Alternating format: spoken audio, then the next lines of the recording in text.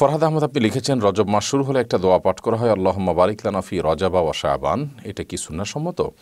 আল্লাহুম্মা বারিক লানা ফি রজাবা ওয়া শাবান ওয়া বাল্লিগনা রমাদান। দোয়াটির অর্থ হলো, হে আল্লাহ, আপনি আমাদেরকে রজব এবং শাবানে বারাকা দান করুন এবং রমাদান পর্যন্ত আমাদেরকে পৌঁছে দিন, অর্থাৎ রমাদানের জন্য আমরা পাই, লাভ করি, সেই তৌফিক দান করুন।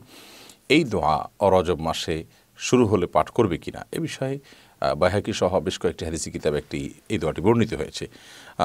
অনেক মুহাদ্দিসগণ, অনেক হাদিস বিশ্লেষক, ওলামা ইকরাম এই দোয়ার সনদের মধ্যে কিছুটা দফ বা দুর্বলতা খুঁজে পেয়েছেন। তাদের মতে এটি বিশুদ্ধতার মানদণ্ডে উত্তীর্ণ নয়। তবে দোয়াটির মর্ম এবং কথা বেশ চমৎকার এবং সুন্দর। সাধারণত যে কোনো ইমানদারি রমজানের জন্য অপেক্ষমান থাকবে, আল্লাহ তাআলার কাছে রমজান যেন প্রাপ্তি নসিব হয় সেজন্য দোয়া করবেন। বিশেষত আমাদের পূর্বসূরি সালাফ যারা ছিলেন, তারা 6 মাস আগে থেকে, রমাদানের 6 মাস আগে থেকে তারা দোয়া করতে থাকতেন যেন আল্লাহ তাআলা তাদেরকে রমাদান পর্যন্ত হায়াত দেন এবং রমাদান পাওয়ার জন্য তৌফিক দান করেন। সেই জায়গা থেকে আমরা আল্লাহ তাআলার কাছে দোয়া এমনিতেই বেশি বেশি করে করতে পারি, রমাদান যেন আমাদের লাভ হয় সেজন্য। আবুল কালাম আপনি লিখেছেন, শবে মেরাজের দিনে রোজা রাখা যাবে কিনা? অন্য দিনের মতো এই দিনটা সোমবার বৃহস্পতিবার হিসাবে রোজা রাখলেন, ওকে, হতে পারে। অথবা এটা 27তম রাত মেরাজের সেদিন দিনটিতে আপনার অন্য কোনো রোজা আপনি রাখেন, তার সাথে মিলে গেল, রাখতে পারেন, কোনো অসুবিধা নেই। কিন্তু মেরাজের দিবস হিসাবে কোনো রোজার নির্দেশ কোনো হাদিসে কোথাও বিশুদ্ধভাবে বর্ণিত হয়নি। বিধায় এই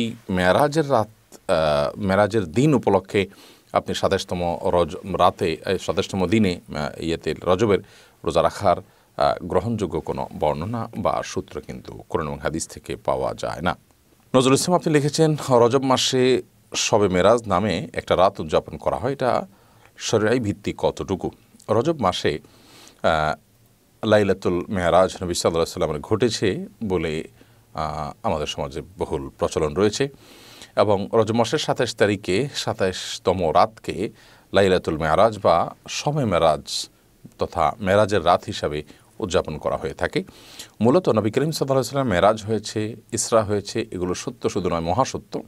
এবং এই মর্মে কোরআন কারিমেতে সূরা ইসরা বনী ইসরাঈলের শুরুতে আল্লাহ তাআলা 15 নম্বর পারা শুরুতে ইসরা সম্পর্কে আল্লাহ বলেছেন, রাত্রিকালীন ভ্রমণ আল্লাহ তাআলা করিয়েছেন তাকে অলৌকিকভাবে।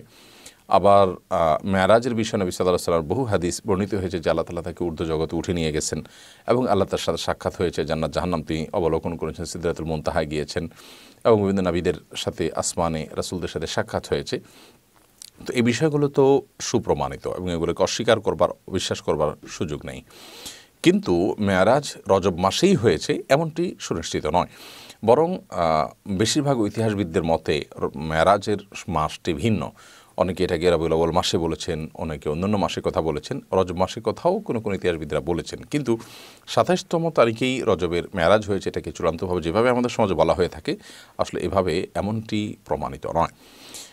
বিধায় রজব মাসের এই 27তম রাতকে মেরাজের রাত হিসাবে উদযাপন করা, প্রথমত এই রাত্রিতে মেরাজ হয়েছে সেটিরই কোনো আপনার নিশ্চিত কোনো তথ্য নেই।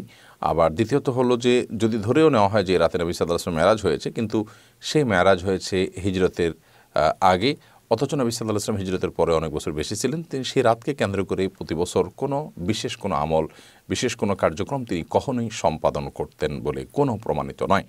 যার কারণে একজন ইমানদার এই রজব মাস উদযাপনের নামে 27তম রজনীতে রাত জেগে ইবাদত করা বা এটাকে কেন্দ্র করে কোনো বিশেষ কর্মসূচি পালন করা, এটি কোরআন বা হাদিস দ্বারা সমর্থিত নয় এবং নির্দেশিত নয়।